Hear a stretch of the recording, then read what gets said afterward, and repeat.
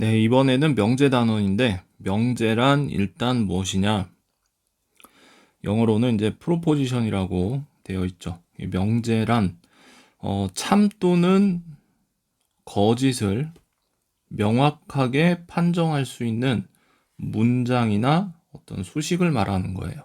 그래서 이 5개의 문장이 나와 있는데 1, 2, 3, 4, 5번을 차례대로 보면 2는 소수이다. 맞죠?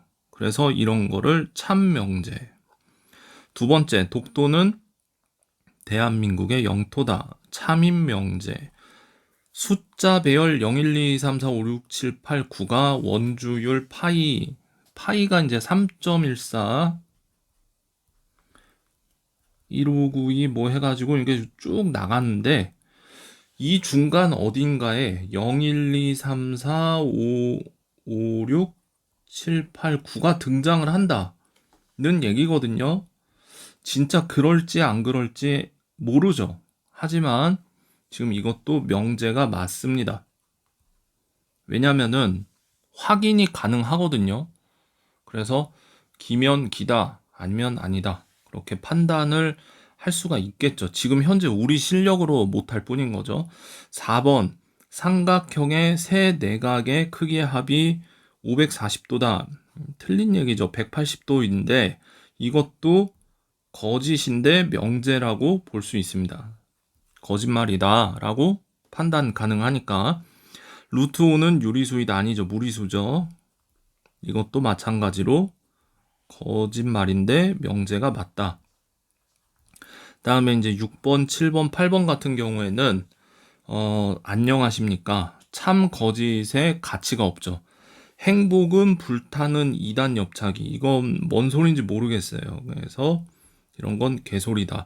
그 다음에 소희야, 수학은 이 책으로 공부해야 한다. 이런 것도 이제 사람에 따라서 뭐 맞을 수도 있고 아닐 수도 있고 그런 거죠. 주관적이죠. 따라서 지금 6번, 7번, 8번 같은 경우는 참 또는 거짓의 판단이 명확히 내릴 수 없는 문장이기 때문에 이런 애들이야말로 명제가 아니다. 그 다음에 9번을 한번 볼게요. 9번 같은 경우는 여기에 x, 이런 x를 이제 변수라고 하는데 이 변수 x의 값에 따라서 예를 들어서 이제 x가 2다. 그러면은 이 문장은 참인 문장이 될 거고, 네, x가 뭐 예를 들어서 4다. 그러면은 4는 10보다 작은 소수가 아니죠. 그래서 지금 이런 거는 거짓 명제가 되는데, x가 지금 현재 뭔지 모르기 때문에 참인지 거짓인지 판단이 보류가 되어 있는 상태에서 그러면 9번 같은 것을 뭐라고 부르냐 이런 거를 조건이라고 얘기를 합니다. 네. x의 값이 뭐냐에 따라서 참 또는 거짓이 될 수 있는 문장을 우리는 조건이라고 부른다. 자, 그래서 이번에는 진리집합. 진리집합이란 앞에서 봤던 어떤 조건이 있는데 그 조건이 참이 되게 하는 모든 원소들을 집합으로 묶어서 표현해 놓은 거라고 보면 되겠습니다. 이그젬플 14번 전체 집합 U 10 이하의 자연수예요. 그러니까 1부터 12까지의 자연수들을 원소로 갖고 있는 상황에서 자, 여기 이제 이렇게 씁니다. P 땡땡 이렇게 해서 보통 조건을 이렇게 소문자로 써요. 그래서 조건 P는 X는 3보다는 크고 8보다는 같거나 작아야 한다. 따라서 대문자로 씁니다. 그 진리집합을 쓸 때는. 그래서 조건 P에 대한 진리집합은 대문자 P로 써서 3보다는 일단 커야 될 거고 그렇기 때문에 1부터 12까지의 자연수 중에서 찾는 거죠.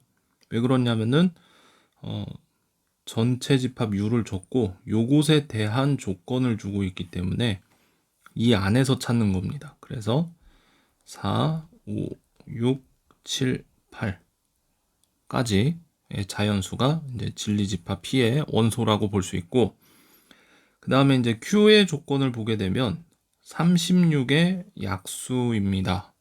따라서 36의 약수라고 하는 이 조건을 참이 되게 하는 x값을 또 찾아보면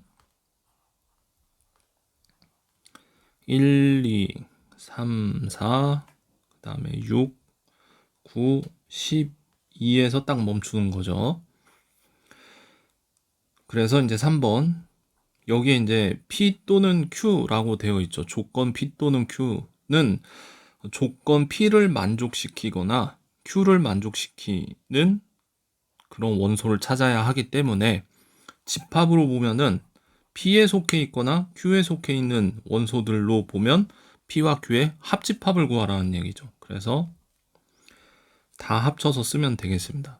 4, 5, 6, 7, 8, 9, 그 다음에 12까지 이렇게 이제 합집합으로 쓰면 되겠고, 그 다음에 이제 4번은 그리고예요. 그러니까 P와 Q 조건 두 가지를 동시에 만족시키는 거기 때문에 집합으로 보면 집합 P와 Q에 동시에 속해 있는 원소들을 써야 되기 때문에 교집합으로 볼 수 있겠죠. 그러니까 4와 6 동시에 들어있는 거는 4와 6이죠. 그러니까 여기서 이제 정리하고 넘어가자면은 조건에 있어서 또는이라고 하는 거는 합집합이고, 집합으로 보면 그 다음에 그리고라고 하는 조건이 주어지면 교집합으로 이해를 하면 되겠다. 네, 이번에는 이제 명제와 조건의 부정에 대해서 알아볼 건데, 부정이란 어떤 명제 또는 조건이 있을 때 그 명제 또는 조건 P에 대해서 P가 아니다 라고 얘기하고 싶을 때 그것을 이제 P의 부정이라고 하고, 기호로는 이렇게 나타냅니다. 앞에 이제 물결 표시 이렇게 하고요. 읽는 것은 not이라고 읽으시면 돼요. 그래서 not P, P가 아니다 이런 뜻을 갖는 거죠. 따라서 앞에서 나왔던 1, 2, 3, 4, 5 5개의 명제들을 이렇게 부정을 해보면 그냥 뒤에다가 아니다만 갖다 붙이면 돼요. 이는 소수가 아니다. 대한민국의 영토가 아니다. 뭐 이런 식으로 문장의 끝부분만 부정해주면 되는 거죠. 말 그대로. 부정의 진리집합은이라고 나와 있는데, 당연히 조건 P를 만족시키는 것은 아까 이제 진리집합 대문자로 P로 쓴다 그랬죠. 그러니까 P가 아닌 것. 그러니까 집합으로 치면은 여집합이 되겠습니다. 여집합으로 부정의 진리집합을 표현할 수 있겠다는 것도 간단하게 알 수 있어요. 그리고 여기서 우리가 또 이제 챙겨가야 하는 부분이 여집합은 사실 자기 자신으로 되돌아온다는 걸 집합단원에서 공부를 했었는데, 마찬가지입니다. 부정에 대한 부정은 긍정이라고 그러죠. 그래서 부정을 이중에서 사용했을 때는 사실 부정의 의미가 서로 상쇄된다. 이렇게도 이해할 수 있겠습니다. 네, 그리고 이제 전체 집합 U에서 두 조건 PQ가 이렇게 주어졌는데, P는 소수인 조건이고, 그 다음에 Q는 짝수인 조건이에요. 어떤 X가. 10번 X는 소수이거나 짝수이다 라고 했을 때 소수라고 하는 조건 P와 짝수라고 하는 조건 Q를 또는으로 만족시키는 거죠. 그러니까 진리집합으로 보시면은 P와 Q의 합집합으로 이해를 할 수 있을 거고, 그 다음에 여기는 조건 P와 조건 Q를 둘 다 동시에 만족시켜야 되기 때문에 AND죠. 그러니까 P와 Q의 교집합, 교집합으로 이해할 수 있을 겁니다. 그런데 10번의 부정을 한번 보시면은, 지금 이거의 부정이죠. X는 소수도 아니고 짝수도 아니다. 그러니까 소수이거나 짝수였는데 그것이 아니라는 얘기는 소수도 아니고 not P죠. 짝수도 아니다. not Q인데 이게 AND로 연결이 돼요. 진리집합으로 보시면은 P의 여집합, 그 다음에 Q의 여집합이 이렇게 교집합으로 이어지는 걸 알 수 있는데, 가만히 생각을 해보면 얘는 지금 P합 집합 Q, 이게 조건 10번이었거든요. 이게 조건 10번이었는데 10번을 부정하는 여집합으로 보는 거죠. 그러니까 지금 이게 드모르간의 법칙으로도 설명이 된다는 얘기를 하고 있는 거예요. 그 다음에 이제 11번에 대한 부정을 한번 보시면은 소수가 아니거나, 그러니까 not p, 짝수가 아니거나 not q인데 이게 또 이거나 또는이니까 p의 여집합, 합집합, q의 여집합인데 지금 현재 11번 명제, 11번은 지금 p 교집합 q였죠. 명제가 아니라 조건이죠. 요거에 대한 부정이었기 때문에 지금 이게 11번이고요. 이건 역시 드모르간의 법칙으로 지금 설명이 되고 있다. 이그젬플 15번 전체 집합 8 이하의 자연수에서 생각을 했을 때 두 조건 PQ가 있고요. 조건 P는 이제 X는 소수이다이고 조건 Q는 어떤 2차 방정식인데 인수분해가 되기를, 이렇게 인수분해가 되기 때문에 X는 2 또는 5라는 걸 알 수 있어요. Q를 참으로 만드는 원소 X는, 따라서 지금 이거를 이제 벤 다이어그램을 그림과 같이 이렇게 벤 다이어그램을 그려놓고 문제를 풀면 수월합니다. 1번 조건 P가 아니라는 얘기는 P의 여집합을 보면 되겠죠. 따라서 P의 바깥 부분에 있는 1, 4, 6, 8이 될 수 있겠고, 두 번째 not P, P가 아니니까 P의 여집합과 또는 합집합 Q여야 됩니다. 지금 현재 이 벤 다이어그램을 통해서 보면 방금 전에 구한 1번에서 구한 1, 4, 6, 8의 집합 Q를 합쳐주면 되겠죠. 그러니까 1, 2, 4, 5, 6, 8. 그 다음 3번 P가 아니어야 되고 P의 여집합, 그리고 교집합, Q의 여집합. 드모르간의 법칙을 이용해서 보면은 조금 쉽게 표현을 바꿀 수 있죠. P 합집합 Q의 전체 여집합, 이런 식으로. 그러니까 이건 공교롭게도 1번하고 답이 똑같네요. 지금 1, 4, 6, 8.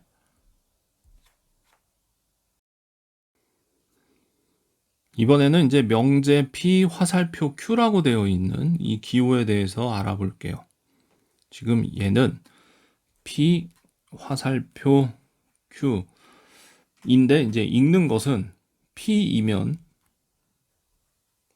Q이다 로 읽고요. 그 다음에 이 화살표 앞에 있는 이 부분을 가정이라고 부르고, 이 뒤에 나와 있는 이 Q를 이제 결론이라고 부릅니다.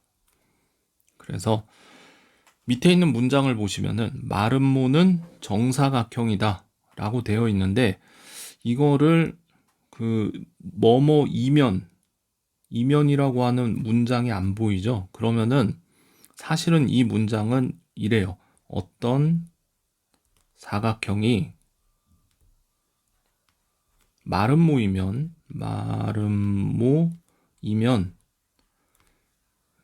이면이라고 하는 문장으로 잘라서 어떤 사각형은 정사각형이다. 사실 이런 문장의 구조를 갖고 있는데 지금 이렇게 긴 문장을 줄여서 마름모는 정사각형이다 라고 얘기를 하는 거죠. 그러니까 우리가 구분하기를 어떤 사각형이 마름모이면, 여기서는 이제 잘라서 이런 식으로 보면 마름모는이라고 하는 부분을 가정이라고 볼 수 있겠고, 그래서 그 어떤 사각형은 정사각형이다 라고 하는 부분, 이 부분을 결론이라고 보면, 지금 현재 이 문장은 거짓 명제죠. 모든 마름모가 다 정사각형이라고 볼 수는 없으니까. 그래서 가정과 결론을 이렇게 구분해서 볼 수 있는 시야가 있어야 된다 이 얘기예요. 그리고 소수는 홀수이다. 지금 이것도 사실 참인 명제는 아닌데 이 문장도 이렇게 이해할 수 있어요. 어떤 수 x가 소수이면, 그래서 이면으로 이제 잘라서 보면 그 수 x는 홀수이다. 그래서 마찬가지로 이면 앞부분 어떤 수 x가 소수이면, 그래서 이 부분을 가정이라고 볼 수 있고, 그때 그 x는 홀수이다 라고 하는 부분을 결론이라고 볼 수가 있다 이 얘기예요.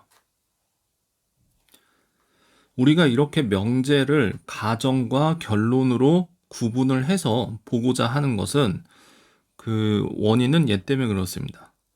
명제의 참 또는 거짓을 명백히 알 수 있도록 이런 식으로 가정과 결론을 구분을 해서 본다는 거죠. 예를 들어서 볼게요. 어떤 명제가 있는데 x가 4의 양의 배수이면 x는 2의 양의 배수이다 라고 하는 이러한 명제가 있다고 쳤을 때, 잘라서 조건 P, 가정에 해당하는 거죠. 4의 양의 배수이다. 진리집합으로 한번 나타내 보면은 4, 8, 12 기타 등등등이 이런 식으로 있는 집합이 올 거고, 그 다음에 조건 Q, x는 2의 양의 배수이다니까 2, 4, 6 기타 등등등이 이렇게 있는 집합으로 볼 수가 있는데, 이때 포함 관계를 보시면은 지금 P가 안쪽에 들어가 있고, 그러니까 즉 P가 Q의 부분 집합으로 존재한다는 걸 알 수가 있습니다. 그러면 지금 현재 이 상황에서 포함 관계가 P가 Q 안에 이런 식으로 포함되어 있는 P는 Q의 부분 집합인데, 이때 P의 원소들은 전부 다 Q에 속하게 되겠죠. 그러니까 즉 무슨 얘기냐, 조건 P를 만족시키는 X들은 조건 Q를 당연히 만족시키겠다 이 얘기입니다. 이거를 그냥 그대로 화살표로 만들어 보면 이 부분 집합이 향하고 있는 방향을 그대로 화살표 머리로 바꿔서 이렇게 조건으로 바꿔보면은 P 화살표 Q가 되는데, 즉 집합 사이의 포함 관계를 이용하면 이 명제가 참인지 거짓인지 판단하는데 굉장히 수월해진다는 것을 알 수가 있다 이 얘기예요. 네, 이어서 보죠. 조건 P, x는 3의 양의 배수이다. 진리집합으로 나타내면 3의 배수들이 뭐 이렇게 쭉 써질 거예요. 그 다음에 Q도 마찬가지로 6, 12, 18 쭉 써질 거예요. 포함 관계를 한번 볼게요. 지금 P가 있고 그 안에 Q가 이렇게 들어가 있다는 걸 알 수가 있겠죠. 여기에 이제 3, 6, 9, 12 기타 등등등이 이런 식으로 있는 거죠. 그러니까 포함 관계를 보면은 Q가 P의 부분 집합이에요. 자, 그러면 명제, 원래 있던 명제를 보면 x가 3의 배수이면, 그러니까 P이면이죠. x는 6의 배수이다. Q이다. 화살표 방향이 이렇습니다. 가정이 P고 결론이 Q예요. 그런데 우리가 집합의 포함 관계로 얻어낸 것은 Q이면 P이다로 볼 수 있죠. 즉 무슨 얘기냐? P이면 Q이다가 거짓이라는 걸 알 수 있어요. 지금 P가 Q의 부분 집합이 아니거든요. 따라서 주어진 이 명제는 거짓 명제라는 거죠. 이그젬플 16번을 이어서 가죠. 다음 명제의 참 거짓을 판별하여라. 또 거짓인 것은 발레를 제시하여라. 발레는 조금 이따 설명하기로 하고, 1번 문제, x의 값이 1보다 크면 x제곱은 1보다 커진다, 크다. 어, 직관적으로 사실 이거는 참이라는 거를 이제 쉽게 이해할 수 있어요. 그런데 이제 이거를 상황을 볼게요. 조건 P, 뭐뭐 이면이라고 해서 이면 앞부분 잘라서 x가 1보다 크다를 조건 P로 주고, 그 다음에 x 제곱이 1보다 크다, 이 뒷부분을 q라고 하는 조건으로 줬을 때, 지금 이게 x의 값이 실수 값으로 봐야 되기 때문에 한두 개가 아니에요. 따라서 원소 나열법으로도 벤 다이어그램으로도 그리기가 이제 난해하죠. 그래서 이렇게 수직선 위에 그림으로 이렇게 나타내는데, 여러분들이 이 동그라미 그림만 벤 다이어그램이라고 알 수 있는데, 이 수직선 위에 범위로 표현한 것도 일종의 벤 다이어그램하고 똑같은 그림이라고 이해를 하시면 되겠어요. 따라서 포함 관계가 지금 Q가 훨씬 더 크죠. Q 안에 P가 이렇게 들어가 있다는 거를 알 수가 있어요. 그러니까 포함 관계가 P가 지금 Q의 부분 집합으로 들어가 있고, 따라서 P이면 Q이다가 참인 명제라고 볼 수 있다, 이 얘기죠. 두 번째 볼게요. x제곱이 1이다. 이면으로 잘라서 이 앞부분을 보면 조건 P는 x제곱은 1이고, 이면 뒷부분을 보면 x는 1이다를 조건 Q로 줬을 때, 이때는 원소가 한두 개밖에 없어서 집합으로 표현하면 이렇게 간단하게 표현할 수 있어요. 벤 다이어그램을 통해서 보면 이런데, 지금 명제가 이렇죠. P이면 Q이다. 그런 즉슨 조건 P에 있는 원소는 조건 Q에, 집합 Q에 원소로 있어야 된다라고 했을 때, 이 마이너스 1을 보시게 되면은 진리집합 P 안에 있는 원소예요. 네, 그러니까 P의 조건을 만족시키는 원소임에 틀림없지만 Q라고 하는 집합에는 속해 있지 않죠. 따라서 이런 애를 발레라고 부르고, 위에 있는 명제가 거짓임을 증명하는, 거짓임을 나타내주는 하나의 예시가 되겠죠. 그래서 P에는 속해 있는데, 조건에는, 가정에는 속해 있는데 결론 부분에는 속해 있지 않은 이런 원소를 발레라고 부른다.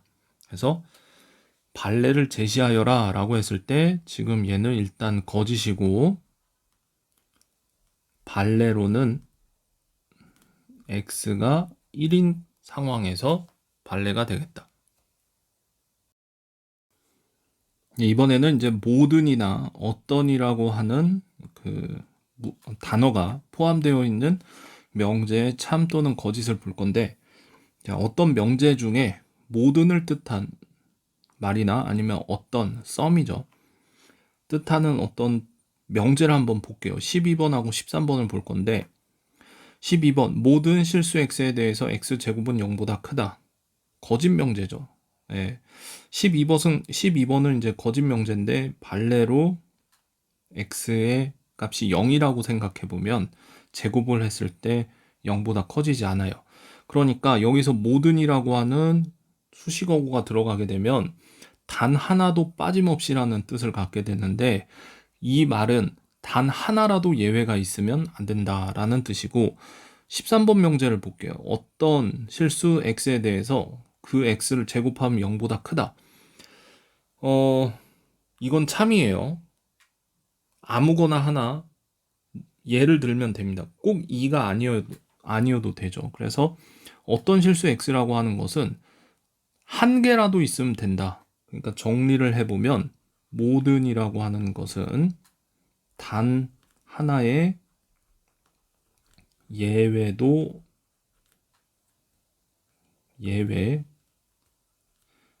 없이 라는 뜻이고, 어떤이라는 뜻은 뭐 하나라도 걸리면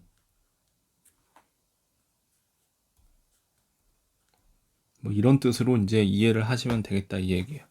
그 다음에 이제 밑에 있는 문장들을 볼게요. 다음 문장들을 참인 명제라고 가정을 하고 각 문장의 부정을 생각해 보자. 14번 모든 국회의원은 정신병자이다 라는 문장을 부정을 하고 싶어요. 그러면은 전부 다 미쳤어요. 얘도 미쳤고 얘도 미쳤고 다 미친 놈들인데 이 중에 정상이 한 명이 있어요. 그러면 이게 국회라고 보면은 미친 놈들만 있는 줄 알았더니 정상인 애가 한 명이 있네. 지금 이런 얘기거든요. 따라서 14번 모든 국회의원은 정신병자이다 라고 하는 이 명제에는 반례가 되는 거죠, 일종의. 14번의 문장을 부정을 하면 그렇습니다. 이렇습니다. 예, 어떤 국회의원 하나가 정신병자가 아니더라. 이런 뜻이에요. 그러니까 어떤 국회의원은 정신병자가 아니다. 라는 식으로 부정을 하면 되겠죠. 15번 어떤 국회의원은 정신병자이다. 15번 상황을 보면은 다 정상이에요. 정상처럼 생긴 줄 알았는데 여기 어떤 또라이가 한 명이 이렇게 있는 거죠. 또라이. 그래서 어떤 국회의원은 한 명이 있는데 걔가 또라이 정신병자다. 그런데 이 문장을 이제 부정하고 싶어요. 그러면은 모든 국회의원은 정신병자가 아니다. 그러니까 즉 이 상황을 부정을 하고 싶다는 것은 얘 옷을 벗기면 되겠죠. 너 꺼져 이런 식으로 또라이 나가 해서 이렇게 사라지게 돼버리면 이런 상황이 돼요. 그러니까 모든 국회의원은 정신병자가 아닌 정상인이었다가 되겠죠. 결론 14번과 15번을 부정을 하다 보면은 뭐뭐이다라고 하는 부분을 아니다로 고쳐준 걸로도 볼 수 있는데 당연히 고쳐줘야겠죠. 부정을 했으니까. 그런데 이 앞부분에 수식구를 보면은 모든은 어떤으로 바뀌었고 어떤은 모든으로 바뀐 거라는 걸 알 수가 있습니다. 그래서 서로 모든과 어떤이 서로 왔다 갔다 한다는 것을 이것도 이제 참고로 알아둬야 되겠죠.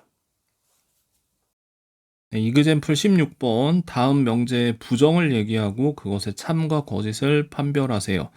자, 여기에서 이제 어떤 소수는 짝수이다를 부정을 해야 되니까 자, 어떤을 이렇게 모든으로 고쳐줬고요. 그 다음에 짝수를 부정하면은 짝수가 아닌 건 이제 홀수라고 얘기를 하면 되겠죠. 요렇게. 그래서 모든 소수는 홀수이다. 거짓이죠. 대표적인 판례가 이제 2죠. 2 같은 경우는 소수이기는 하지만 홀수가 아닌 짝수예요. 두 번째, 부정을 해야 되기 때문에 마찬가지로 또 모든이라고 하는 이 수식 어구를 어떤으로 고쳐줬고요. 그래서 어떤 실수 x에 대하여 원래 있던 본명제는 x제곱이 x보다 크다였는데 크다를 부정하는 것은 우리가 이제 대소관계라고 얘기를 하죠. 대소관계를 보면은 작다, 같다. 대부분 이게 크다, 작다만 생각하지 이 중간에 같다가 있는 거를 대부분 생각을 못 하는데 크다죠. 왼쪽이 더 크다예요. 크다를 부정을 하면 큰 것이 아니게 되는 것이기 때문에 작거나 같은 것이 돼요. 따라서 이렇게 이해를 하시면 되겠습니다. 일단 방향은 당연히 바꿔주고요. 그 다음에 여기에 등호가 없었다면 등호를 이런 식으로 만들어주면 되겠습니다. 그래서 부등식을 부정하는 거는 방향과 등호가 있는지 없는지를 보면 되겠다. 해서 x제곱이 x보다 더 크다는 것을 부정하면 x제곱은 x보다 같거나 작다. 이런 식으로 표현을 바꿔주시면 되겠고요. 어떤 실수 x에 대해서 오히려 제곱한 것이 그 원래 x보다 더 작아진다 라고 했기 때문에 이 어떤 실수 x 뭐 하나라도 걸리면 된다 이 얘기고 뭐 1보다 작은 2분의 1 뭐 이런 거를 예로 들면 참이 되는 거죠. 그래서 뭐 하나라도 있으면 되니까 두 번째 거는 참입니다. 네, 그 다음 이제 명제의 역과 대우. 어떤 명제가 있다고 쳤을 때 P면 Q이다 라고 하는 어떤 본 명제에 대해서 가정과 결론의 위치를 서로 바꾸는 거죠. 그래서 이런 식으로 변형시키는 거를 명제의 역이라고 합니다. 컨버스, 뭔가 이게 뒤집은 상황이죠. 그 다음에 이 역명제에 대해서 가정과 결론을 모두 부정을 해요. 이런 식으로. 그러면은 이거는 본명제의 대우라고 얘기를 합니다. 콘트라포지션. 그러니까 이제 이 대우라고 하는 말이 조금 낯선 단어인데, 콘트라포지션, 서로 대립하는 위치에서 마주보고 서 있다, 이런 뜻이죠. 이 콘트라포지션이 번역을 해보면은 그러니까 지금 이게 왜 이 대우명제가 조금 특이한데, 이 대우명제를 이제 눈여겨봐야 되는 이유가 뭐냐면은, 지금 P명 Q이다가 참인 상황이라고 보면 P가 이렇게 Q에 부분집합으로서 이렇게 들어가 있는 상황으로 벤 다이어그램을 이해할 수가 있겠죠. 그래서 이제 P면 Q이다, 이런 상황인데, 지금 현재 우리 앞에서 이 포함관계를 여집합 기호를 이용해서 나타내면 Q의 여집합이 P의 여집합의 부분집합이다 라고 바꿀 수 있다는 걸 이제 집합단원에서 공부를 했어요. 자, 그런데 지금 이 진리집합을 조건으로 표현을 바꿔보면 not Q이면 not P이다예요. 그러니까 우리가 위에서 봤던 P이면 Q이다의 상황과 보시면은, 자, 이 상황이 지금 현재 참이라고 보면 당연히 이런 얘기로 연결이 될 수 있고, 그렇기 때문에 여기 나와 있는 이 명제, P이면 Q이다의 대우 명제죠. 명제의 대우 역시 참이라는 거를 알 수가 있어요. 따라서 이 명제의 대우 같은 경우에는 참과 거짓이 본 명제와 서로 일치한다는 거를 이제 알아둬야 합니다. 이그젬플 18번, 다음 명제의 역과 대우를 말하고 참 거짓을 판별하세요. 1번, 8의 양의 배수이면 16의 양의 배수이다 라고 하는 이 명제를 보면 이게 P이면 Q이다, 지금 이런 상황이죠. 그래서 Q를 이쪽으로 끌고 오고요. 16의 양의 배수이면 8의 양의 배수이다 라고 하는 조건을 이렇게 뒤쪽에다 써주면 되겠습니다. 16의 양의 배수면 당연히 8의 배수이기도 하죠. 그래서 이거는 참이에요. 그 다음에 대우 명제를 볼게요. 대우는 부정하죠. Q를 역 앞에 있는 그 가정 부분을 부정하고, 그 다음에 결론 부분도 이렇게 부정을 합니다. not P. 그래서 16의 양의 배수가 아니면 8의 양의 배수가 아니다, 이런 식으로 부정을 너무 많이 써버리면은 이게 무슨 말인지 이해하기가 좀 난해요. 그런데 아까 앞에서 어떤 명제의 참과 거짓은 그 대우 명제의 참과 거짓과 일치한다 라고 얘기를 했는데, 그래서 이제 조금 이게 뭐가 아니면 아니다 이런 식으로 머리 아프니까 본 명제를 볼게요. 8의 배수이면 16의 배수이다. 일단 당장 8의 배수가 8인데 16의 배수가 아니죠. 그러니까 발레가 넘칩니다. 발레들이 굉장히 많아요. 그러니까 지금 이 명제에 대한 발레는 아니죠. 요 명제가 이제 거짓인데, 거짓. 발레가 8이죠. 그러니까 이제 이 대우 명제는 볼 것도 없이 거짓이다, 이 얘기예요. 그 다음에 두 번째로 넘어가죠. 두 번째 명제를 볼게요. 두 번째 명제는 x가 2고 y가 3이면 당연히 둘이 더하면 5이다에 맞는 얘기예요. 자, 역을 볼게요. x 더하기 y가 5이면 여기가 이제 p이면 q이다 라고 봤을 때, 자, q이면 p이다. x 더하기 y가 5라고 해갖고 x가 꼭 2와 y가 꼭 3일 필요가 없는 거죠. 따라서 지금 얘는 거짓입니다. 그 다음에 대우 명제를 볼게요. 대우 명제를 보면, 자, 부정했죠, q를. 그래서 not q이면 not p이다. 그래서 이거 컴마인데 이게 x가 2고 y가 3이다로 번역이 되니까 이게 and가 여기에 있다고 봐서 이 and가 5화로 또는으로 바뀐 거 보이시고, 그리고 2가 아니다 3이 아니다가 이렇게 들어온 걸 볼 수가 있어요, 부정을 할 때. 지금 얘도 보시면 대우가 조금 이해하기가 난해한데, 얘도 본명제 한번 갔다 가면은 x가 2고 y가 3이면 당연히 둘이 돼서 5 참이었어요. 그러니까 얘 대우 명제도 볼 것도 없이 참이다. 이런 식으로 이해를 하고 가면 되겠습니다. 그러니까 여기서 이제 추가적으로 다시 한 가지만 더 강조를 하자면, 대우 명제 같은 경우에는, 명제 대우 같은 경우에는 참과 거짓이 서로 일치합니다. 얘가 거짓이면 대우도 거짓이고, 어떤 본명제가 참이면 대우도 참인데, 근데 역을 한번 볼게요. 역을 한번 보시면은 얘가 거짓이니까 얘가 참이냐, 얘가 참이니까 얘가 거짓이냐, 이런 식으로 역도 반대로 가나? 그렇게 생각할 수 있는데, 역은 일반적으로 본명제의 참 거짓과 아무 상관이 없다. 그럴 수도 있고 아닐 수도 있고 똑같이 따라갈 수도 있고 반대로 갈 수도 있고, 그러니까 역은 일반적으로 본명제의 참 거짓과 아무 연관이 없고 그냥 개별적으로 살펴줘야 됩니다.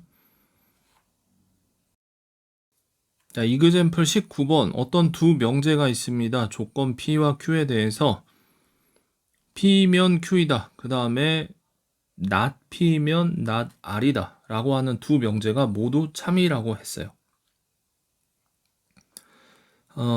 그러면 이거를 이렇게 간단하게 도식화해서 이해를 하는데, 여기에서 사용하는 거는 일단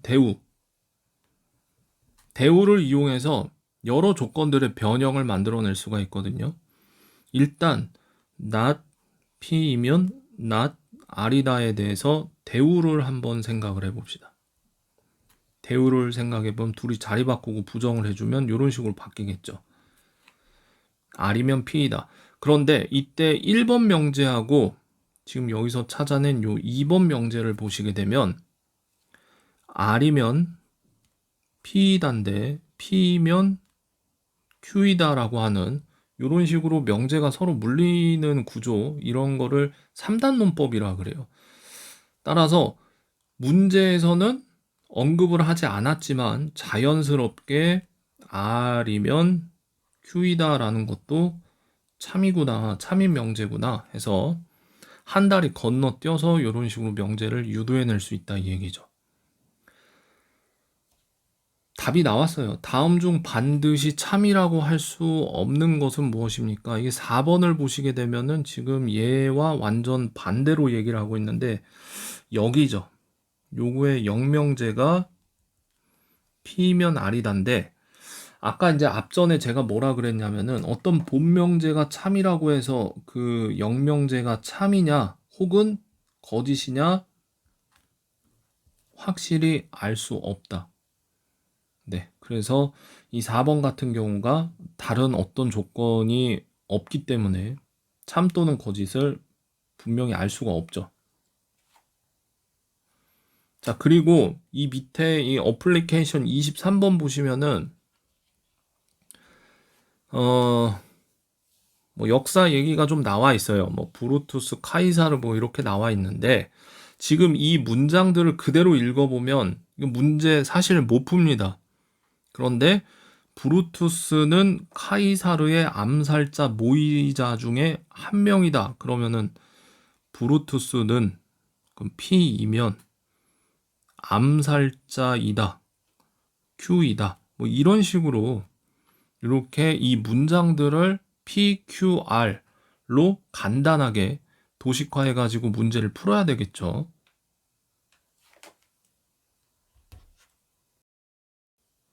수학의 아주 기본적인 논리 구조를 이해하기 위해서 이렇게 세 가지 용어가 있습니다. 정의, 증명, 정리. 그래서 정의의 영어를 보면 definition이라고 나와 있는데 이게 경계를 설정하다는 그런 단어의 뜻을 갖고 있어요.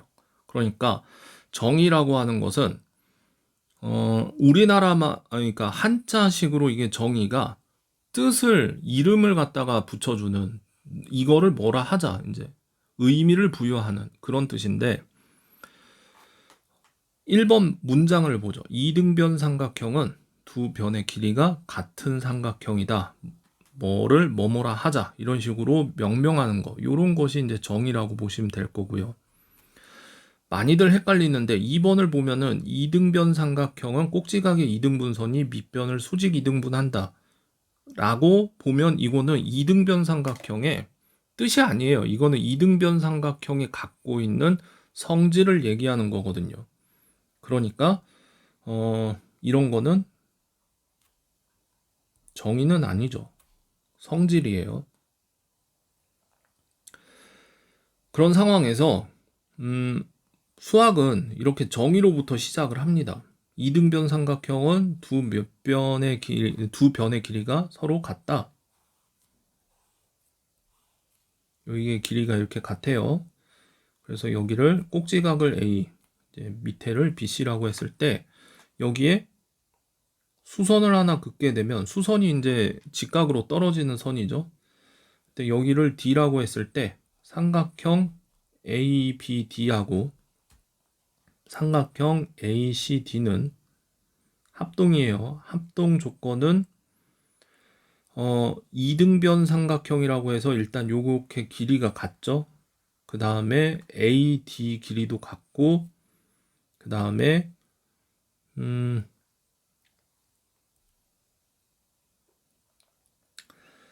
꼭지각이라고 나와 있는 이 부분이 이제 A에 해당했을 때 꼭지각의 이등분선이니까 각도를 이렇게 반으로 또 쪼갰어요. 그러니까 SAS 합동인 거죠. 그러다 보니 대응변의 위치인 여기와 여기도 서로 같게 되고 그래서 수직 이등분선이 되는 거죠. 선분 AD가. 지금 이러한 과정을 이런 식으로 정의로부터 출발해서 다른 어떤 또 다른 정의를 끌어오고 그래서 이야기를 엮어가는 이러한 과정을 증명이라고 하는 거고 따라서 이러한 증명으로부터 이러한 명제가 하나 얻어졌다고 볼 수가 있는데 뭐 이러한 명제뿐만 아니라 뭐 여러 가지 참인 명제들이 뭐 여러 개가 있죠. 그래서 참인 명제들이 이렇게 있어요. 명제, 문장 또는 수식인 거죠. 또 1번 또 참인 명제 2번 뭐 해서 기타 등등등 해갖고 참이라고 부를 만한 명제들이 여러 개가 있는 와중에 요놈 1번 이 1번이 사용 빈도가 너무 높다. 그래서 얘가 아주 자주 사용된다 해서 그냥 이거는 우리가 하나의 참인 명제, 대표적인 참인 명제로 그냥 박아버리자 했을 때 얘를 어떤 이름을 부여해서 뭐뭐뭐의 정리라고 부르게 되는 겁니다. 대표적인 예가 피타고라스의 정리가 있는 거죠. 파타고라스가 아니라 피타고라스의 정리. 뭐 평행선 정리, 각의 이등분선 정리, 뭐 기타 등등등 여러 정리들이 있어요. 그래서 이제 증명을 하는 데 있어서 가장 대표적으로 우리가 교과 과정을 통해 배우는 거는 대우를 이용한 증명법인데 이그젬플 20번 다음 명제가 참임을 증명을 하는데 대우를 이용해서 증명을 하세요. 대우 명제가 참이면 본 명제도 참이라 그랬으니까 대우가 참인 걸 보이는 거죠. 그래서 대우 명제를 일단 만드는데 여기서 보시면 n이 자연수일 때 이런 거는 전제라고 부릅니다. 전제. 그래서 따로 떼놓고 생각을 하고 명제는 이 부분이에요. 뭐뭐이면 P이면 Q이다. 이 부분이죠. 그래서 전제는 건들지 않습니다. 그래서 n이 자연수일 때는 그대로 놔두고 지금 n이 홀수이다, n이 짝수이다로 바꿨고요. 그래서 n제곱이 홀수이다를 이렇게 n제곱도 짝수이다로 이런 식으로 바꿨어요. 이렇게 대우를 만든 거죠. 이렇게 명제를 만들어 놓고 하는 이유가 뭐냐면 본 명제를 직접적으로 증명하기가 어려운데 비해 대우 명제를 만들어 놓고 보면 n이 짝수라 그랬으니까 2k라고 쓰고, 이때 2의 배수니까 2k라고 써놓고 이제 단 이런 거 써줘야 됩니다. 단 k는 자연수. 내가 이제 미지수 하나를 썼는데 그 미지수에 대한 설명을 안 하고 막 쓴다 그러면은 논술도 그렇고 서술형도 그렇고 다 감점됩니다.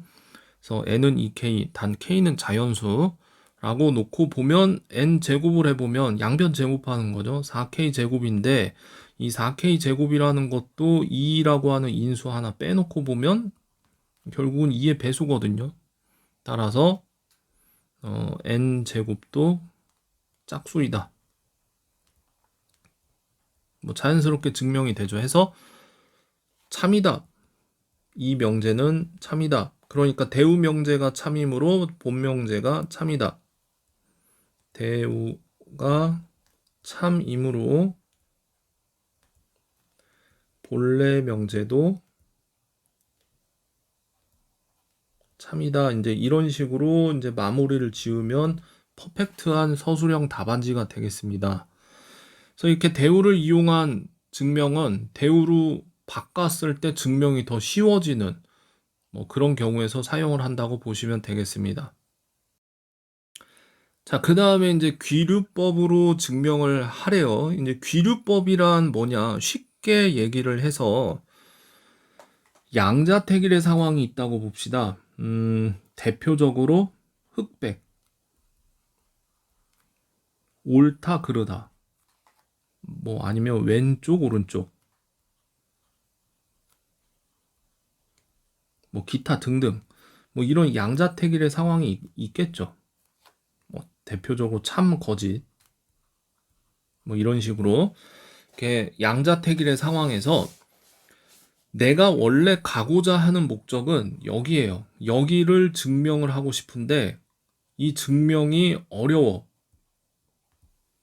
그래서 일로 한번 가볼까 생각을 하는 거예요. 그런데 일로, 이쪽 길로 해갖고 가봤더니 모순이 발생해.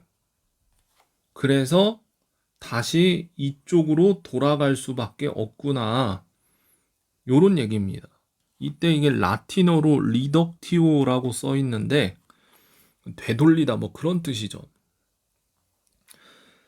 그러니까 이제 귀류법이라고 하는 거는 이 귀류가 이제 되돌아온다, 이제 뭐 요런 뜻이에요. 이게 원래는 A라고 하는 방향으로 가고 싶었는데 A라고 직접적으로 A로 가보자 하니 너무 어려워. 그래서 B라고 하는 길로 가봤더니 인생 나락나더라. 그래서 다시 A로 돌아올 수밖에 없더라. 이렇게 간접적으로 증명하는 것을 이제 귀류법이라고 합니다. 집을 나갔네. 집을 나갔더니, 그러니까 가출을 한 거죠. 가출을 했더니 좆됐다. 살아보니 개고생이더라 해서 다시 돌아와서 효자로 잘 살더라. 이런 구조를 가지고 있다고 보시면 됩니다. 여기에서 문제는 좀 없는 것 같아요. 네, 없죠. 문제는 없고 다음 챕터로 넘어가는데 이 기류법과 관련된 문제는 저기 뒤에 그 기본 예제로 나오니까 그때 한번 해보시면 되겠습니다. 자, 이번 챕터에서는 충분 조건과 필요 조건이라고 하는 용어에 대해서 공부를 해볼게요. 지금 진리집합의 포함관계가 이런 상황이고 조건 P가 P이면 Q이다가 지금 참인 상황이라고 가정을 하고 있는 거예요. 벤 다이어그램이 이런 식으로 그려지겠죠. 이런 상황에서 P이면 Q이다가 참인 상황에서 조건 P는 조건 Q이기 위한 충분 조건이다. 이렇게 얘기를 하는데 이렇게 이해를 하시면 되겠습니다. 조건 P를 갖췄다면, 조건 P의 자격이 주어졌다면 조건 Q는 충분히 만족한다. 이런 뜻으로 보면 되겠고, 그런데 똑같은 상황에서 이번에는 조건 Q는 조건 P이기 위한 필요 조건이다 라고 얘기를 해요. 무슨 얘기냐면 조건 P라고 하는 자격을 갖췄다고 하더라도 그러면 그게 P가 될 수 있느냐? 그럴 수도 있고 아닐 수도 있다 이 얘기죠.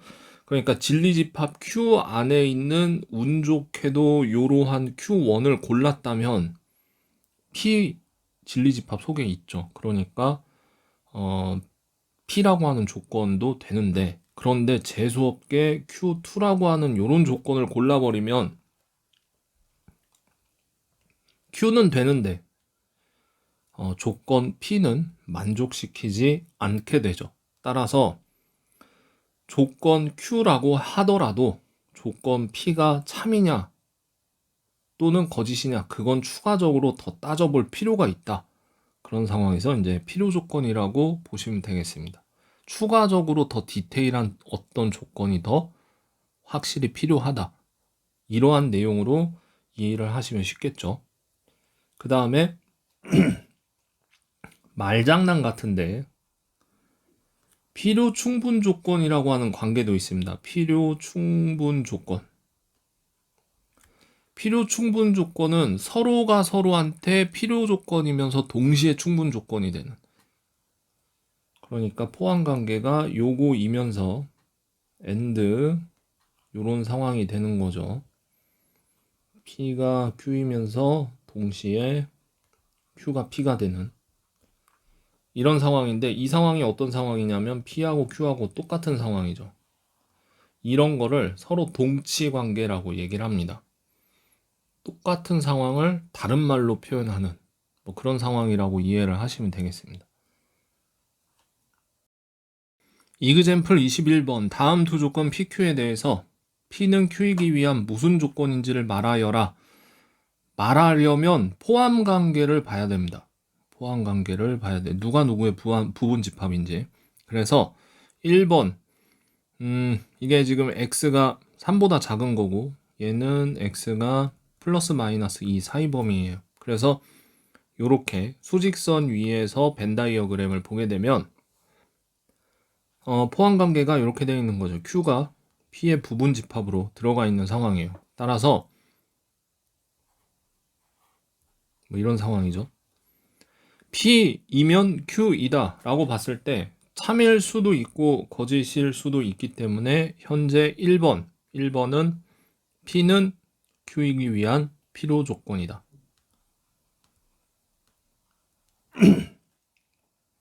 2번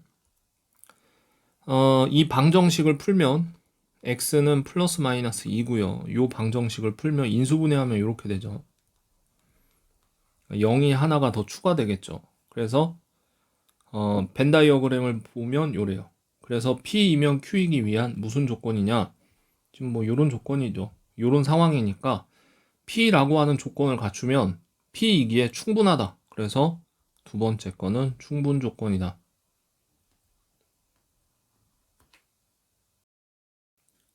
우리가 이제 식이라고 해서 배우는 거는 대체로 등식 아니면 등호가 들어가 있는 식이거나 아니면 부등식, 부등호, 크다 작다, 뭐 이상 이하, 뭐 이런 기호가 있는 대표적으로 이렇게 두 가지를 배워요. 다른 것도 있기는 있습니다. 그런데 거의 등식이나 부등식이죠. 이 등식과 부등식을 이렇게 구분할 수 있어요. 항상 참인, 모든 값에 대해서 올, 항상 참인 등식, 항등식이라고 배웠죠. 고등학교 1학년 상에서. 그런데 어떤 특정한 조건에서 만족시키는 등식, 방정식이죠. 그거는 이제 어떤 뭔가가 있는 거죠. 참으로 만드는. 예를 들면 항등식, 대표적인 항등식은 x제곱 플러스 x 플러스 1은 0이다. 뭐 x값에다 어떤 실수를 대입해도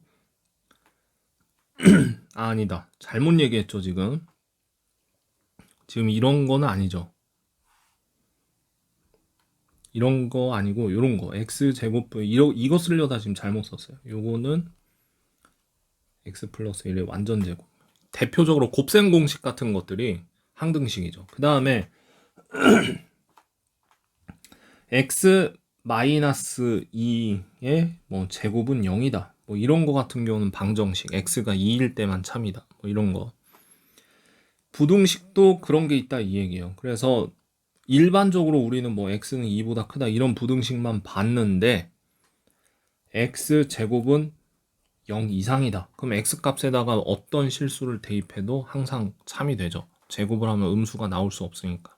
그래서 이러한 부등식, 그러니까 부등식계의 항등식, 항상 참인 부등식, 그거를 우리는 절대 부등식이라고 부르고, 이 단원에서는 이제 절대 부등식에 대해서 몇 가지를 배우는 그런 거죠. 그래서 부등식을 공부할 때 이제 자주 사용되는 성질이 있어요. 그래서 이제 이런 식으로 쭉 적어놨는데 얼핏 보면은 너무 당연한 얘기들 같은데 당연한 얘기라서 많이들 그냥 어느 대목에서 써먹어야 될지 잘 몰라요. 그래서 좀 이거는 증명을 하면서 경험치를 좀 쌓아야 될 필요가 있는 그런 부분이니까 일단은 적어놓고 증명하는 과정을 통해서 연습을 하는 방법밖에 없습니다. 뭐 내용에 대해서 자세하게 설명은 안 하겠습니다. 다 당연한 얘기니까. 자, 이그젬플 22번으로 넘어왔습니다. 부등식을 증명하세요. xy가 실수일 때 이러한 부등식이 항상 참이냐. 여기 일단 제곱이 있으니까 완전 제곱식을 이용해서 그 제곱의 합으로 좀 표현을 해볼 필요가 있을 것 같아요.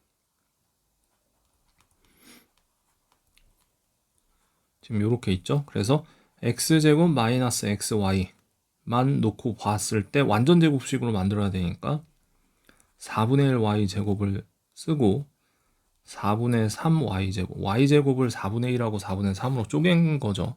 그래서 이 부분만 놓고 보았을 때 x-2분의 1 y의 전체 제곱이 되고요. 여기도 당연히 4분의 3의 제곱수가 들어와 있는데 우리가 앞에서 제곱은 항상 0 이상이죠. 그러니까 얘 0 이상이고 얘도 0 이상이에요. 0 이상인 두 수를 더했기 때문에 당연히 얘도 0 이상이다. 그 다음에 2번. 2번으로 넘어가기 전에 여기에 이런 거 하나 최소값을 구하여라 뭐 이런 문제들이 있을 수 있어요. 그래서 이런 거 써주고 넘어가면 좋습니다. 등호라고 했을 때는 이런 거죠. 이 식의 값이 0이 되는 순간이죠. 0이 되는 순간을 등호가 성립하는 순간이다. 이렇게 이해를 하시면 돼요. 등호는 x-2분의 1y가 0이고 그리고 y가 0일 때 성립한다. 이제 이런 식으로 써주고 넘어갈게요. 2번. a, b가 양수일 때 뭐 이런 루트를 포함한 식이 나와 있는데 제곱근이 있기 때문에 일단 양변을 좀 제곱을 할 필요가 있어요. 그래서 이 상태에서 그래갖고 이제 제곱을 해버리면 루트가 또 나오거든요. 따로 뗍니다. 루트 a 플러스 루트 b를 제곱을 한번 해보고 그 다음에 루트 a 플러스 b를 한번 제곱을 해서 제곱 길이의 차를 한번 이렇게 보시게 되면 a 플러스 b의 2루트 ab 빼기 여기가 a 플러스 b가 되죠. 그러니까 이제 이렇게 소거가 될 거예요. 이렇게. 그러면 2루트 ab만 남게 되고 ab가 양수라 그랬으니까 여기서 이게 0보다 크게 되는데 지금 이 원리가 이러한 원리예요. 지금 a제곱 빼기 b제곱이 0보다 크다라는 거를 증명을 하는 거거든요. 이때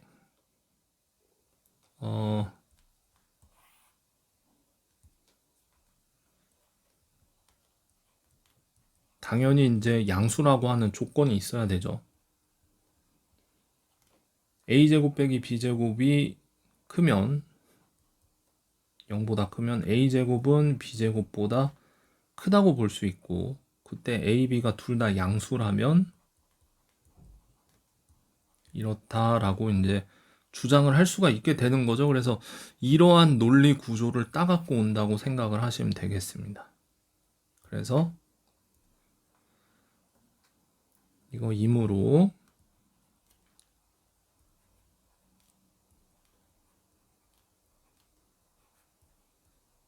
요거 이다. 이제 이렇게 이제 마무리를 지으면 되겠어요. 이그젬플 23번 모든 실수 x에 대하여 이러한 부등식이 성립하도록 k값을 구하세요. 이게 2차 부등식 문제예요. 그래서 2차 함수 내용을 또 한번 끄집어 와야 되는데 먼저 좌변으로 싹 식을 옮겨서 정리를 할게요. 동료항끼리 묶어서 3k-1 최고차항이 계속 올 거고요. 1차항 있고 그 다음에 k-1 이런 식으로 상수항이 있는 2차 부등식이 되는데 얘를 일종의 2차 함수처럼 이해를 해서 보면 지금 x축이 있고 이렇게 x축 위에 그래프가 이렇게 그려져야 되죠. 따라서 첫 번째 봐야 될 조건이 최고차항의 개수인 3k-1이 0보다 큰가를 봐야 되겠고요. 그 다음에 두 번째 당연히 판별식 봐야 되겠고요. 판별식은 지금 1-3k-1에 k-1 이렇게 들어오는데 x축과 한 점에서 만나거나 아니면 교점이 없어야 되기 때문에 0보다 작거나 같아야 된다. 그 다음 세 번째는 없죠. 이 두 가지만 보면 되죠. 따라서 이 1번과 2번 부등식을 연립을 해서 해를 구하게 되면 첫 번째 1번 부등식의 해는 3분의 1보다 커야 된다고 2번 부등식의 해는 k는 0보다 작거나 또는 3분의 4 이상이어야 됩니다. 이러한 내용이거든요.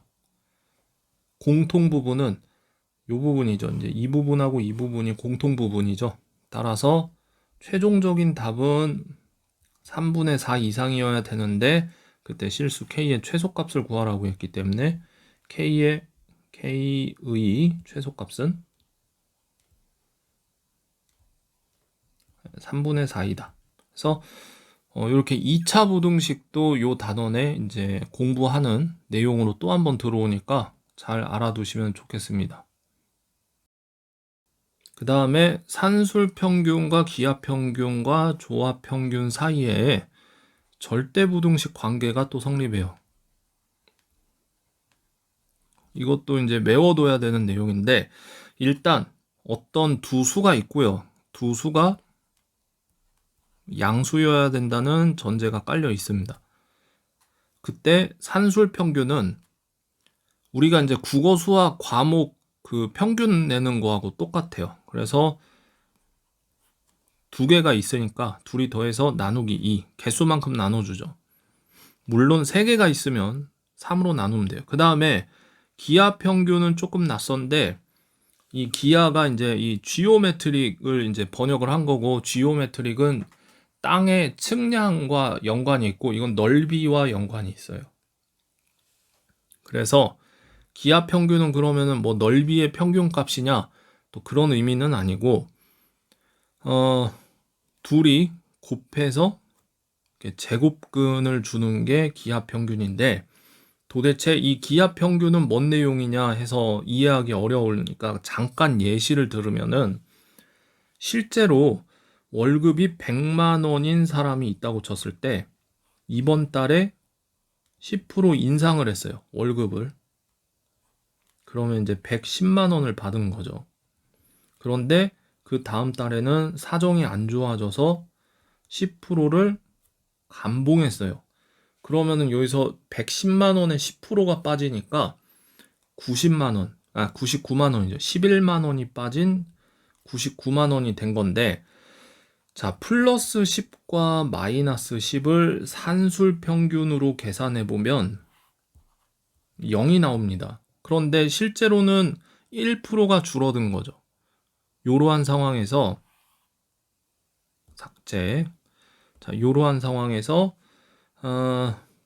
여기에 마이너스 10이라고 하는 개념이 있으니까 지금 양수라고 하는 가정에 조금 뭔가 말이 안 맞네요. 그래서 상황을 좀 바꿀게요. 20% 상승. 자, 그러면은 22만 원을 더 받는 거니까 132만 원. 만자가 빠졌네요, 지금. 이렇게 보면, 네, 산술 평균 보시면은 나누기 2에 보시면은 15가 나오는데, 이거 절대로 15% 는 게 아니죠. 이러한 상황에서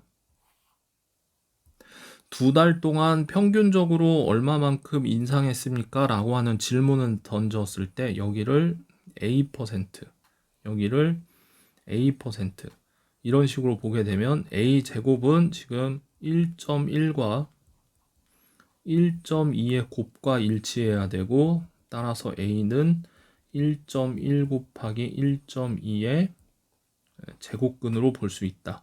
이런 상황이거든요. 그러니까 거듭 제곱의 곱셈의 평균이라고 보시면 되겠습니다. 기하 평균은 곱셈의 평균이다. 그러니까 이제 모양이 이런 식으로 거듭 제곱하고 연관이 있겠다라고 보시면 되겠어요. 정리하자면 산술 평균은 덧셈의 평균이고 얘는 곱셈의 평균이다. 그 다음에 조합 평균은 이거는 교과 과정에서 빠졌습니다. 교과 과정에서 나오지 않아요. 그냥 모양만 놓고 보면 역수의 평균의 역수. 뭐 이렇게 말이 어렵냐라고 했을 때 역수의 산술적 평균의 역수. 식이 어렵죠. 그래서 결론적으로 요 식을 정리하면은 a 플러스 b분의 2ab 뭐 이런 식으로 이제 정리가 되는데, 역수의 산술 평균의 전체 역수. 그럼 도대체 이렇게 꼬고 꼰 조합 평균을 왜 쓰느냐라고 했을 때는 얘는 대부분 자연 현상,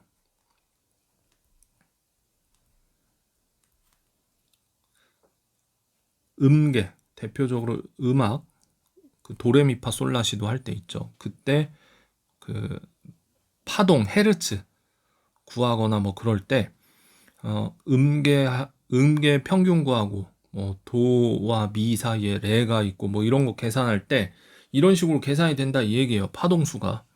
그런데 이런 거는 설명이 불가능하죠. 도레미가 왜 도레미인지는 아무도 모르죠. 그래서 교과 과정에서 과감하게 삭제, 그러니까 조합 평균은 몰라도 돼요. 예전에는 있었어요. 그래서 산술 평균, 기하 평균, 조합 평균 사이에 절대 부등식인 성립한다 했는데 A 플러스 B, 산술 평균이 큽니다. 항상. 기하 평균보다 항상 커요. 그런데 이때 단 A하고 B하고 같은 수라면 등호가 성립한다. 무슨 얘기냐? A하고 B하고 같은 수이면 이때 두 수는 같다. 여기에 원래 사실 이제 조합 평균도 이렇게 꼽사리를 끼기는 낍니다. 그런데 얘는 몰라도 된다. 여기까지만 교과 과정에 나온다. 그래서 대체로 산술 평균과 기압 평균의 절대부등식 관계라고 부르는데, 이 식을 이게 너무 기니까 그냥 산술기압 이런 식으로 줄여갖고 얘기를 합니다. 이 절대부등식의 모양을 그렇게 얘기를 해요. 그래서 풀네임은 산술평균과 기압평균의 절대부등식이 원래 풀네임이에요. 변형식이 훨씬 더 많이 사용됩니다. 이 좌변에 있는 분모 2를 이항해서 이런 모양으로도 더 많이 써요. 마찬가지로 단 등호는 A하고 B하고 같을 때 성립. 마찬가지 얘기 나오고요. 이그젬플 24번을 풀어볼게요. 여기에 A 플러스 B분의 1이 있고 A분의 4 플러스 B가 있고, 먼저 전개를 일단 해줄게요. 4 플러스 AB, AB분의 4 플러스 1. 이때 산술평균과 기압평균의 절대부등식 관계를 보려면 이렇게 역수의 합의 꼴이 나와야 돼요. 역수 형태의 합. 이런 형태가 나왔을 때 보시면은 AB 플러스 AB분의 4라고 하는 걸 여기를 네모라고 하고 여기를 세모라고 보면 산술기하 부등식에 의해서 여기가 네모 곱하기 세모 이런 식으로 들어가게 되고요. 지금 네모 곱하기 세모가 이렇게 서로 약분되는 거 보이죠? 이렇게. 그러니까 이 부분이 4가 돼서 상수값 4가 나온다는 걸 알 수 있어요. 즉 산술기하 평균의 부등식에 의해서 4 더하기 1은 5로 있고, 여기가 2 루트 AB 곱하기 AB분의 4가 오는데, 이때 이 값은 9라는 얘기죠. 즉 이 식의 최소값은 등호 오른쪽에 있는 9가 최소값이다. 이때 단 등호는 AB와 AB분의 4가 같을 때 성립한다 라고 써주면 되겠습니다. 그 다음에 이제 코시-슈바르츠 부등식인데, 이거는 문제집 같은데 자주 나오는데 이것도 아마 정규 교과과정 내용은 아닐 거예요. 이게 코시는 수학자고 슈바르츠도 수학자인데, 얘는 얘라고 하면 그렇고, 이 할아버지는 프랑스 사람이고 요 할아버지는 독일 사람이에요. 그리고 나이 차이도 얼추 한 50살 정도 차이가 나요. 약. 그러니까 뭐 전혀 이렇게 일면식이 없다 고도 볼 수도 있는데, 아는 사이가 아니죠. 그러니까 건너서 알 수는 있죠. 이런 유명한 선생님이 계시더라 알 수는 있는데, 당대 유명한 수학자들이었으니까. 근데 코시가 원래 부등식을 만듭니다. 이게 원래 코시 부등식이에요.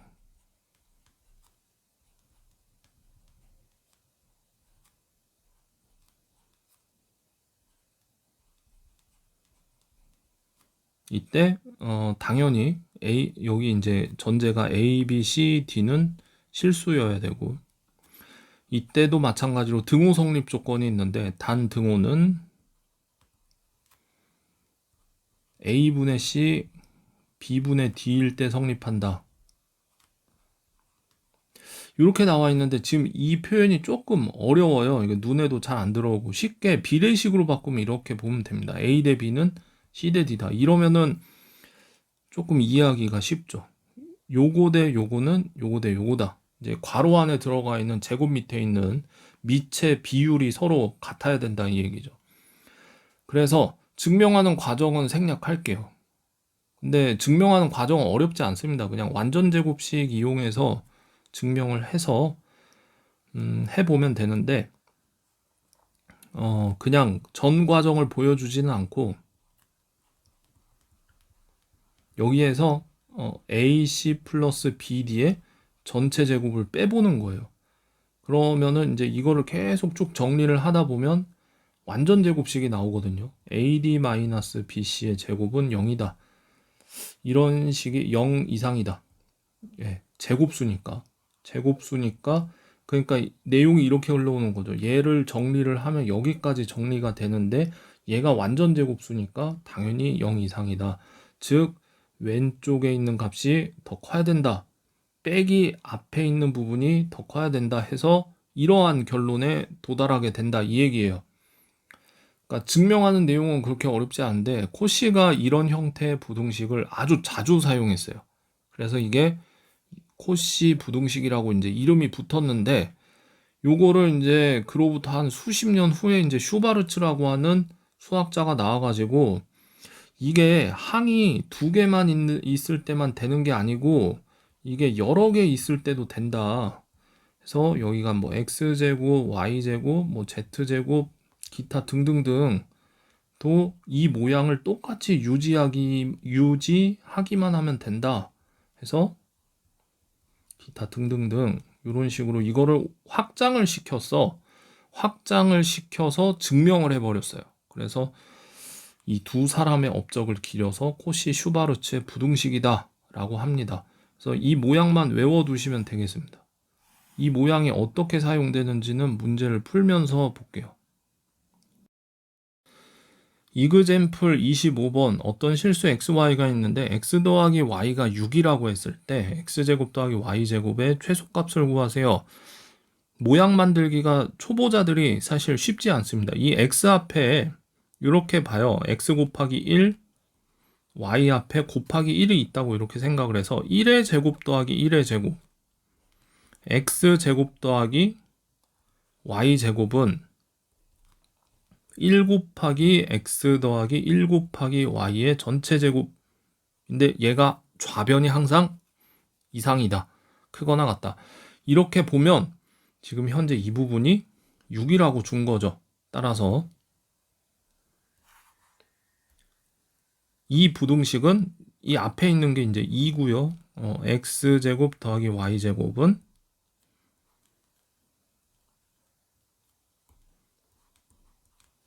6의 제곱인 36 이상이다. 결론 이렇게 쉽게 나옵니다. x제곱 더하기 y제곱은 18 이상이다. 이때 단 등호는 1대 1과 x 대 y 1대 성립.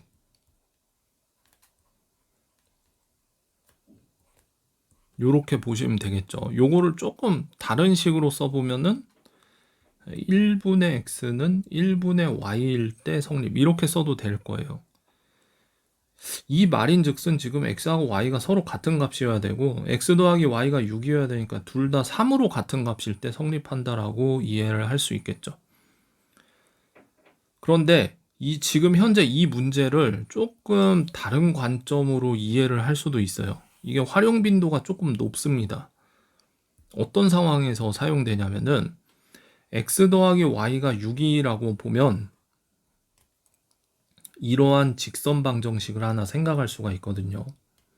6이다 이러고 그 다음에 x제곱 더하기 y제곱이 이런 식으로 보면 x제곱 더하기 y제곱은 r제곱이라고 보면 0,0을 중심으로 하고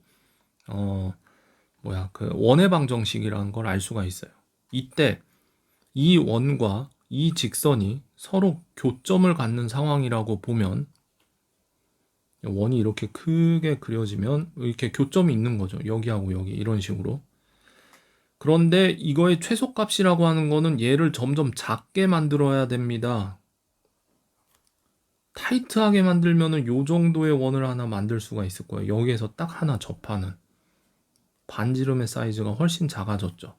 요때 이 반지름을 R이라고 봤을 때 지금 현재 이 R 제곱자리에 오는 최소값은 18이다. 즉 R의 값은 루트 18 3루트 2라는 걸 알 수가 있는데 점과 직선 사이 거리 공식 써도 되고요.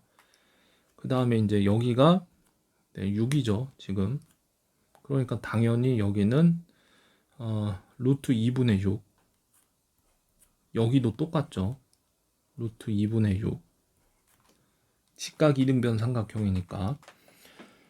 그것이 바로 3루트 2. 그죠?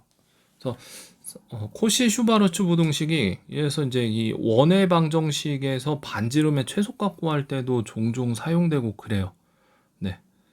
기하로 넘어가면은 이제 공간 좌표 하나 더 추가시키면은 구의 그 어떤 닿는 면적, 어떤 면에 접하는 구의 반지름의 최소값 뭐 이런 거 구할 때도 사용이 된다고 보면 굉장히 활용 빈도가 많다. 그러니까 사람들이 다 이름을 갖다 붙인 이유가 있겠다 이 얘기죠.